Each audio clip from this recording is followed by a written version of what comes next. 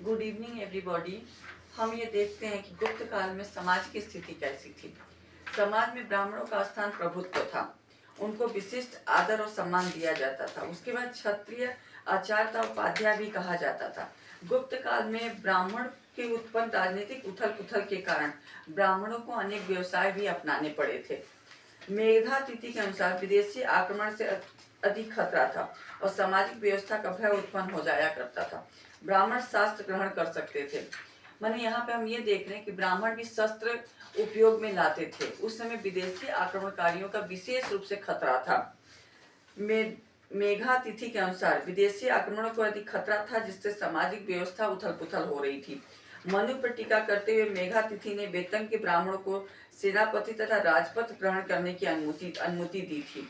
चालुक्य नरेश कुमार पाल ने एक लेख में ब्राह्मण खेतिहरों के नाम तथा प्रतिहार पेहो अभिलोके के नाम पर ब्राह्मण को घोड़ा व्यापारी के रूप में उल्लेख मिलता है। इस युग में महत्वपूर्ण घटना राजपूतों का उदय था। इस युग में हम देखते हैं कि राजपूतों का उदय होता है। इन्होंने प्राचीन क्षत्रियों का स्थान ले लिया।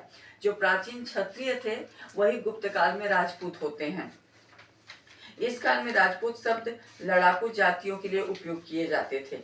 12वीं शताब्दी में राजपूतों की 36 जातियां प्रसिद्ध हो गईं, जिसमें से चालुक्य, चौहान, प्रतिहार, परमार, गुहिल, चंदेल, कछवा, वेद आदि 7वीं 8वीं शताब्दी में इनका उदय हुआ। जो ब्राह्मण अपने मूल कर्म और जाति का स्तर को छोड़कर क्षत्रियों के कार्य को अपना लिए, ऐसे ब्राह्मण को ब्रह्म क्षत्रिय कहा जाने लगा। शुद्ध ब्राह्मण वो था जो लाख, नमक, दूध, शहद, मांस आदि का विक्रय करता था। क्षत्रियों से उत्पन्न स्तर का दावा करने वाले सत क्षत्रिय कहलाते थे। ह्वेनसांग ने मणिपुर के सिंध देश में राजा को शूद्र कहा है। मनु के टीकाकार मेघानिधि में लिखा है कि राजा शब्द अक्षत्रिय के लिए भी प्रयुक्त हो सकता है, बशर्ते हो कि राज्य का स्वामी हो। माने ये जरूरी नहीं था कि वो व्यक्ति जो राजा बने वो क्षत्रिय हो, परंतु उसके पास राज्य का होना आवश्यक है। यदि राज्य है तो व्यक्ति क्षत्रिय मान लिया जाएगा। इब्न बतूता ने क्षत्रियों के 2 भागों में उल्लेख किया है, सबफुरिया तथा कतारिया। अलबरूनी के वृत्तांत से पता चलता है कि राजपूत क्षत्रिय ब्राह्मणों के समान समझे जाते थे। धर्मशास्त्रों में वेश्यों के लिए कृषि, पशुपालन और व्यापार जैसी व्यवस्था थी। इस काल में वेश्यों की स्थिति गिरावट आई। बौद्धत्व धर्मसूत्र ने वेश्यों को सर्वप्रथम शूद्रों के समकक्ष माना।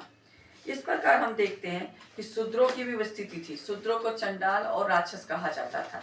इस प्रकार से सामंत काल में जातियों का विभाजन हुआ और समाज विभिन्न वर्गों में ब्राह्मण, क्षत्रिय, वैश्य, शूद्रों में बटा हुआ था। इसमें से क्षत्रिय राजपूत भी कहलाए और शूद्रों को चमार, चंडाल आदि नामों से संबोधित किया जाता था। उन्हें हीन समझा जाता था।